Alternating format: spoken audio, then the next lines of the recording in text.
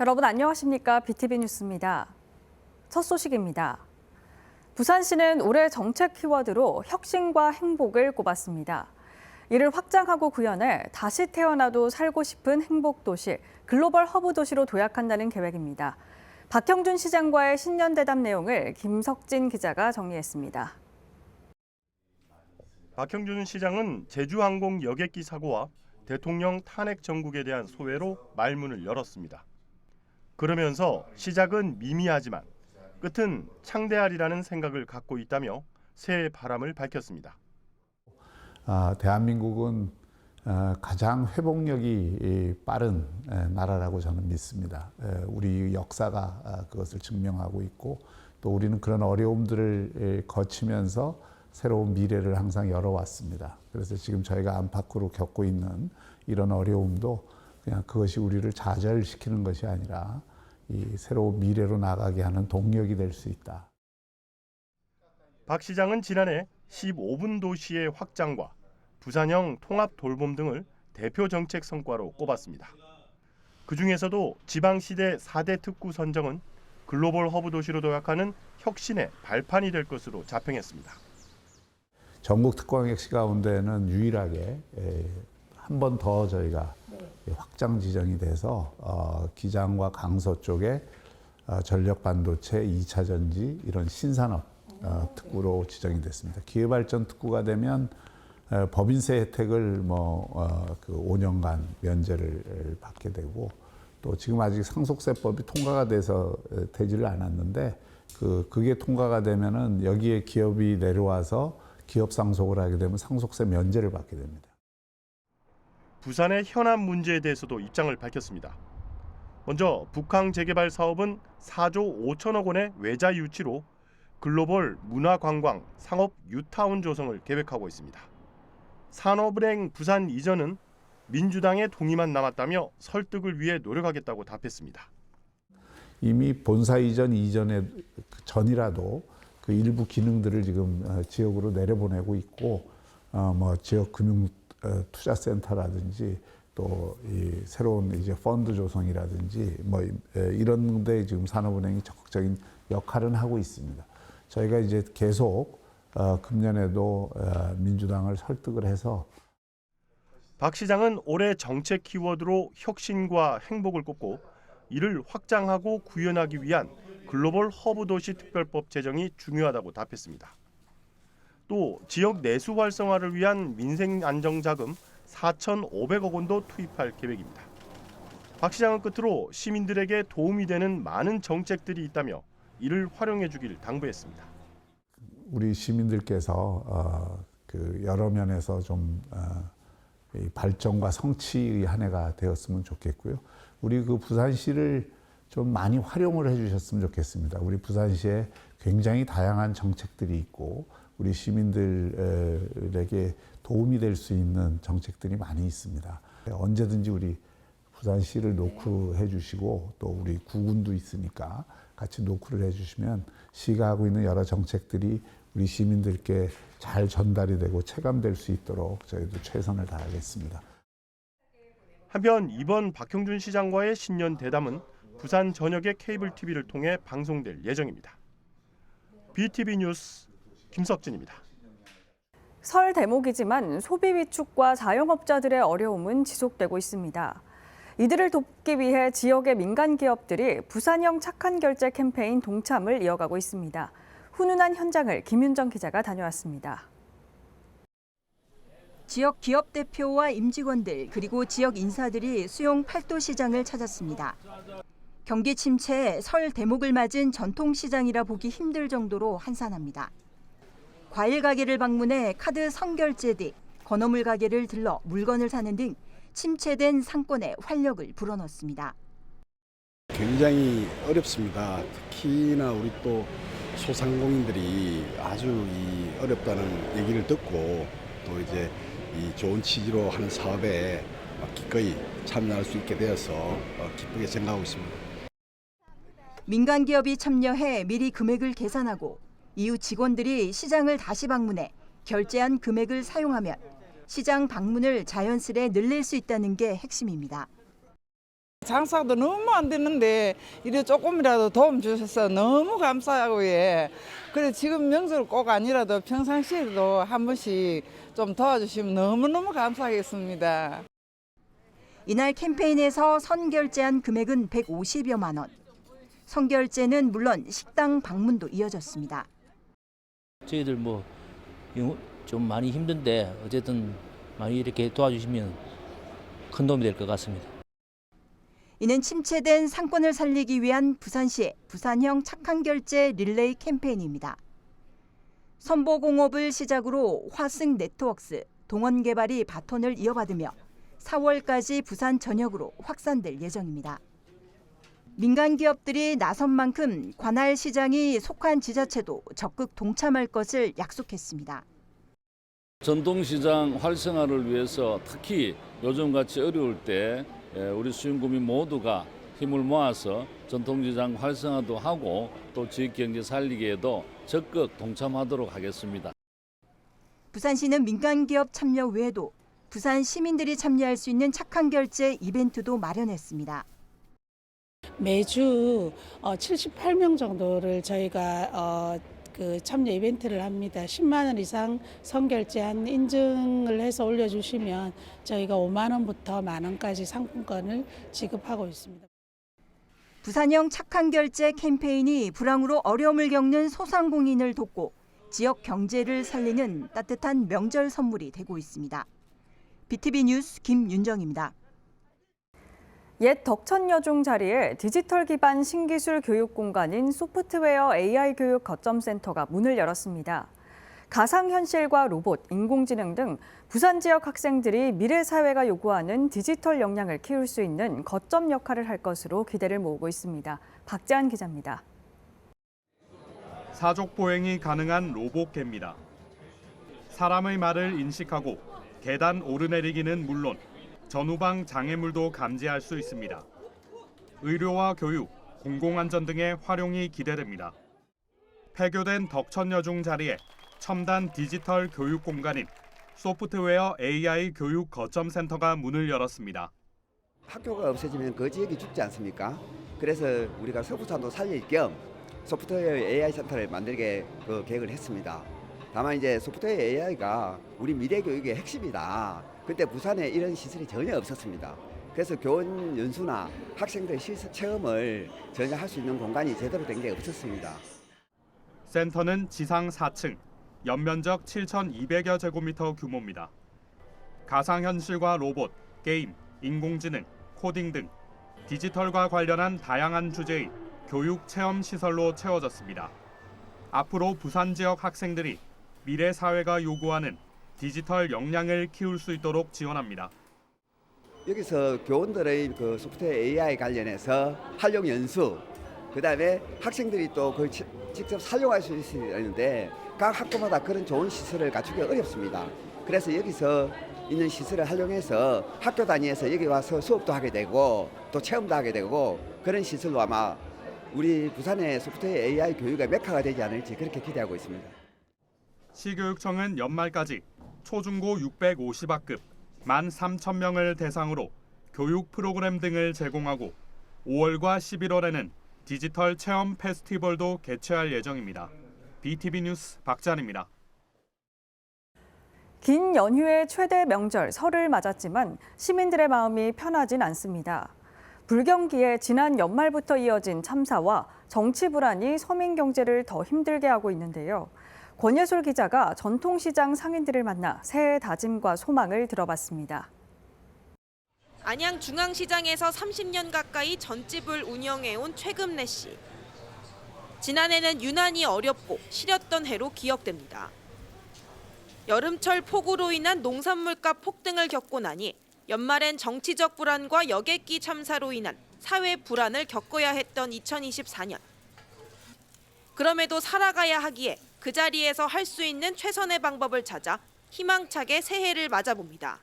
그래도 어디가 가지고 딱딱한 분위기보다 항상 부드럽고 이렇게 자기네들이 다가올 수 있는 그런 억양이랄까 이런 거에 대해서 많이 호감을 가지고 계시기 때문에 경기가 안 좋아지면 식탁 물가가 직격탄을 맞습니다. 생선 가게를 찾는 손님이 줄어든 걸 느낀다는 새내기 상인 남태희 씨. 올해는 보다 힘을 내 난관을 극복하고 나아가 가게를 키우겠다는 당찬 각오를 다져봅니다. 너무 시국이 어렵다 보니까 이제 장사도 그렇고 이제 더 열심히 해가지고 더 많은 크게 번창을 하는 게 제. 명절 때 빼놓을 수 없는 한과.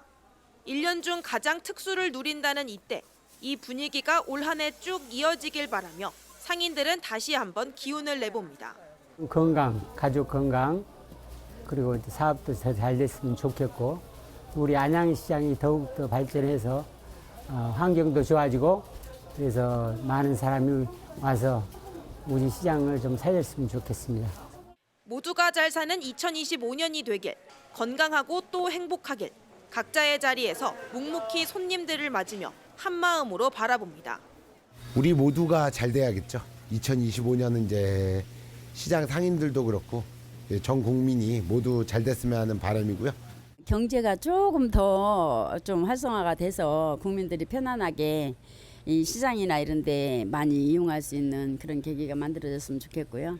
새해 건강하시고 복 많이 받으시고 우리 안양시장에 오셔서 싸고 맛있는 거 많이 사가시기 바랍니다.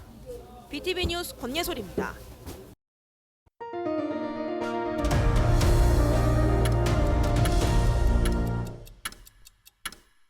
불법 촬영과 딥페이크 성범죄, 한순간의 재미로 가담했다 평생 성범죄자로 낙인 찍힐 수 있는데요. 디지털 성폭력, 학생들은 어떻게 인식하고 있는지, 막을 수 있는 방법은 없을지 차선영 기자가 보도합니다. 학교 내에서의 불법 촬영, 유포와 재유포, 불법 합성, 사이버 공간 내 성적 괴롭힘, 청소년들이 저지르는 디지털 성폭력은 학생들의 잘못된 인식에서 비롯된 것으로 나타났습니다. 교육부에서 중고등학교 1, 2학년 학생 2,145명을 대상으로 딥페이크 청소년 인식을 조사한 결과 학교 성범죄 발생 원인으로 54.8%는 장난으로를 1순위로 꼽았습니다. 중학생은 62.2%에 달했습니다. 성적 호기심 때문에라는 응답은 49.3%, 또 10명 중 5명 정도는 해도 들키지 않기 때문이라고 응답했습니다. 들켜도 처벌이 약해서라는 응답 비율도 38.2%였습니다. 이런 이유로 실제 지난해 1월부터 10월까지 딥페이크 범죄에 가담한 수사 피의자 506명 중 10대가 411명, 81% 이상이었습니다. 처벌보다 예방이 중요하다는 점이 강조되고 있지만 학생들은 예방 교육을 받은 적이 있냐는 질문에 51.6%만 교육을 받은 적이 있다고 답했습니다. 교육을 받은 적이 없거나 기억나지 않는다라고 응답한 학생도 각각 22.8%, 25.6%에 달했습니다. 디지털 성폭력 예방 교육이 학생들 눈높이에 맞게 이루어져야 한다는 목소리입니다. 중학교 때부터의 성범죄 교육은 이 성범죄에 노출되거나 가담했을 때 나에게 직접적으로 발생할 수 있는 불이익을 구체적으로 알려줘야 된다고 생각을 해요. 촉법소년에서 처벌받지 않는다? 수사 기록은 다 남아요. 나중에 혹시 촉법소년에 해당하지 않아서 만약에 처벌까지 받게 된다고 했을 때 범죄자 명부에 등재도 되고 당연히 성범죄 같은 경우에는 본인의 신상도 다 공개가 되거든요. 학생들의 디지털 성범죄가 드러난 학교 현장은 심각한 후유증도 겪고 있습니다. 충분히 잘 알고 있었던 내가 가르치던 학생에게서 나의 몰래 사진을 찍었다든지 아니면은 나에 대한 입에 담지 못할 욕을 SNS에 올렸다든지 하는 것은 이게 알고 내가 제자로 아꼈던 학생으로부터 받는 그런 마음은 좀 모르는 지나가던 범죄자에 의한 피해와 좀 겪게 되는 마음의 정도가 깊이가 다른 것 같거든요. 부산교육청에선 학생들의 불법 촬영과 딥페이크 관련 성범죄를 예방하기 위해 교육 콘텐츠를 만들어 SNS를 통해 배포하고 찾아가는 법 교육 등을 운영하고 있습니다. 하지만 디지털 기기의 확산, 생성형 AI 발달 등으로 학교 현장에 스며든 디지털 성폭력을 뿌리 뽑기는 쉽지 않은 상황입니다. 헬로티비 뉴스 차선영입니다. 안전운전을 위해 피해야 하는 것, 바로 칼치기와 새치기입니다. 여기서 난폭해지면 경적을 울리고 급정거를 하며 보복운전으로 위협을 하는데요. 아무리 운전 실력이 좋아도 부산에서 이런 난폭 보복운전했다간 이제는 강력한 처벌을 받게 됩니다. 권정숙 기자의 보도입니다. 빠른 속도로 달리며 차량 사이를 스치듯 차선을 바꾸는 택시. 정지 신호도 가볍게 무시합니다. 일명 칼치기 주법입니다. 택시 기사가 손님을 태우고 부산역 가는 길에 그 지그재그 운전, 일명 칼치기식 운전을 하다가 신호 위반까지 한 사건이었습니다. 시민의 제보로 접수가 돼서 저희가 입건을 했고 송치까지 된 사건입니다. 신호는 무시하고 50분 넘게 경적을 울리며 달리던 운전자는 뒷차의 신고와 추격으로 덜미가 잡혔습니다. 모두 도로의 난폭 운전자들입니다. 운전하기 힘든 도시란 오명을 지닌 부산. 실제 2019년부터 5년간 부산에서 발생한 난폭 보복운전 신고는 4,226건으로 경기, 서울, 경북에 이어 전국 4위였습니다. 2019년 362건이던 난폭운전은 2023년 414건, 보복운전은 414건에서 585건으로 늘었습니다. 신고가 늘고 사례도 다양해진 만큼 처벌도 증가했습니다. 도로교통법에서 신호와 속도 위반 등 2개 이상의 위험을 발생시키면 난폭운전 금지 위반죄로 1년 이하의 징역 또는 500만 원 이하의 벌금을 받습니다. 부산에서 난폭운전으로 경찰에 입건돼 송치된 피의자는 2023년 5.75%에서 지난해 14.2%로 2배 이상 급증했습니다.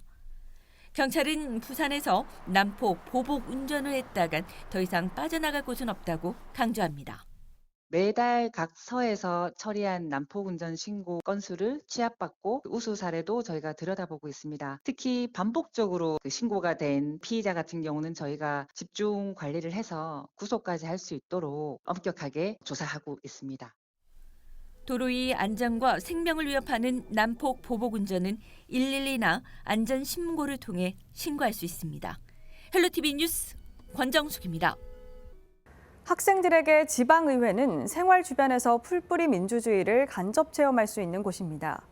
부산시의회가 14일 연제구 연미초등학교 학생과 학부모들을 초대해 의회 체험교실을 열었는데 반응은 어땠을까요? 송태웅 기자의 보도입니다.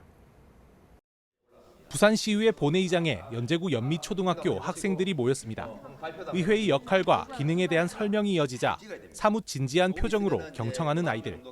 의장석과 발언대 위에 올라가 모의 체험하는 시간도 즐겁기만 합니다. 평소 쉽게 찾을 수 없는 공간에서 뜻깊은 시간을 보낼 수 있어 학부모에게도 좋은 반응을 이끌어냈습니다. 완전 뜻깊은 시간이 돼서 좋았습니다. 너무 생각보다 커서 신기했어요. 사실상 저희가 개인적으로 궁금하다고 해서 볼 수 있는 공간은 아니잖아요. 아이들이 학교에서도 왔다고는 하는데 이렇게 단체로 왔던 것보다가 이렇게 소규모로 오게 되니까 시의회에 대해서 좀 더 자세히 알 수 있어서 되게 뜻깊은 시간이었던 것 같습니다.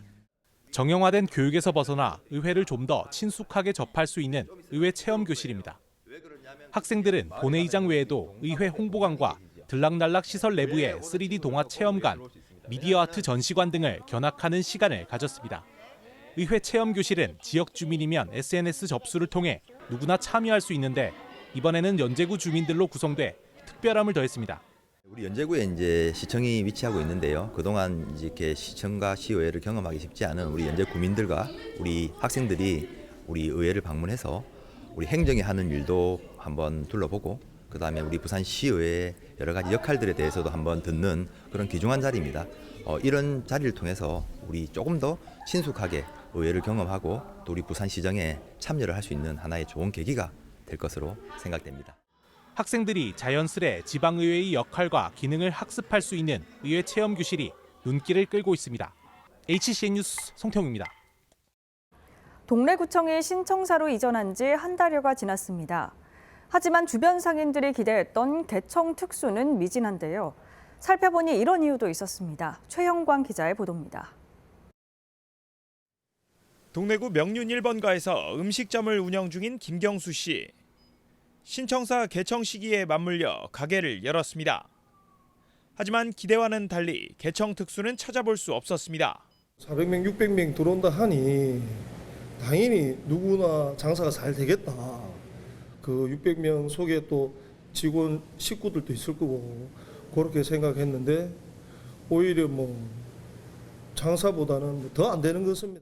신청사 뒤편에서 가게를 운영 중인 문종대 씨도 어려움을 토로합니다. 전반적인 경기 부진에다 국정 혼란과 여객기 참사 등 연말연시 악재들이 겹친 것도 있지만 이렇게 힘든 적도 없다고 말합니다. 실제로 저희 같은 경우는 전혀 피부에 와닿지가 않습니다. 오히려 그전하고 똑같고 더 못합니다. 전체적인 전반적으로. 신청사 개청에도 상인들이 특수를 누리지 못하는 이유 중 하나는 청사내 구내식당이 지목됩니다. 한 끼에 5,000원 남짓으로 저렴하게 이용할 수 있고 구청에 자리하고 있어 편의성까지 높습니다. 부산시청의 경우 지역 경제를 살리기 위한 방책으로 격주 2회에 걸쳐 지원식당 휴무를 도입했는데 한시적 확대지만 상인들의 반응은 좋습니다. 동래구 자영업자들도 현실적인 방안이 필요하다는 목소리를 높이고 있습니다.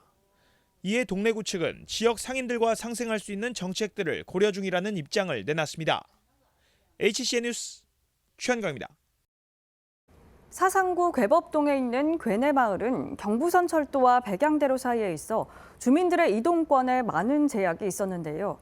부산시와 구가 마을을 외부와 연결하는 공중이음길을 만들기로 해 주민 편의는 물론 인구 유입으로 인한 마을 활성화가 기대되고 있습니다. 김석진 기자의 보도입니다.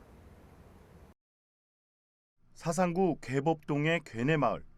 마을을 둘러싼 차로와 철로로 외부와 고립된 형상입니다.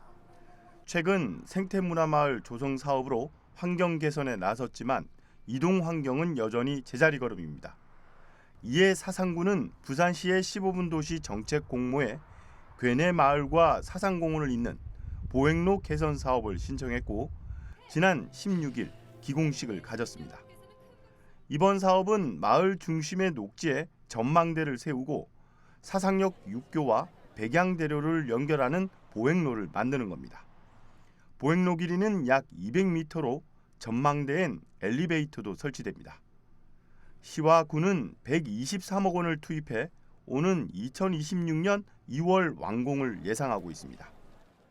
또 그 도로를 통해서 사람들이 만날 수 있는 휴게 공간을 만들고 그 속에서 우리 주민들이 자유롭게 걸어다니고 또 나아가서는 산락 생태공원까지 이어주는 이런 우리의 이음 노력들이 여러분들의 마음을 이어주는 노력으로 함께 이어지기를. 사업이 완료되면 도시철도와 부산 마산 간 복선 전철까지 바로 이어져 생활 반경이 넓어질 전망입니다. 또 인근에 추진 중인 문화공원 사업 등의 혜택도 누릴 수 있습니다. 올해 사상역 앞에 도시바람길 숲과 아트갤러리가 들어서고 광장로엔 그린 카펫이 조성됩니다. 특히 백양대로 건너편 숲체험교육관이 완공 시점과 맞물려 개관될 예정이어서 마을 주민뿐만 아니라 외부인들의 방문도 늘어날 것으로 예상하고 있습니다. BTV 뉴스 김석진입니다.